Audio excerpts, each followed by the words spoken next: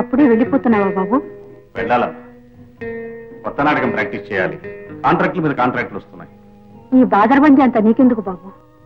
10 మందిని పోషించగల అంతస్తు ఐశ్వర్యం ఉంది. నువ్వు ఇలా తిరగడం నాకేం నచ్చలేదు. మనిషికి ఆనందాన్ని ఇచ్చేది కేవలం డబ్బొక్కటే కాదమ్మా, ఇంకేదో ఉంది. ఆ నిజం నువ్వు నమ్మితే నన్ను ఇలా ఒంటరిగా విడిచిపోవు. అంటే ఏమిటో నేనే చెప్పాలా బాబు? ఈ వయస్సులో నీ కోరుకునేది ఏమిటో నీకు తెలియదా? నువ్వు ఇంటివాడివైతే. అమ్మా, మనం అనుకుంటే సరిపోతుందా? ఆ రోజు రావాలిగా. రావాలని నువ్వనుకోవాలిగా బాబు. నువ్వు రమ్మంటే కోరుకున్న కోడలు ఇంటికి వస్తుంది. నేను ఎరుకున్న వ్యక్తి నువ్వు కోరుకునే కోడలు కావాలిగా.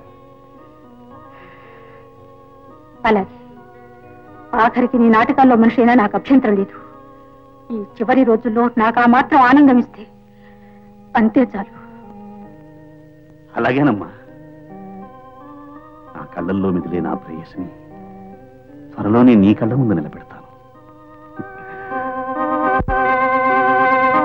చూసావా రాధ, అమ్మ కోడలు కావాలంటోంది. నా మనసు నువ్వు రావాలంటుంది.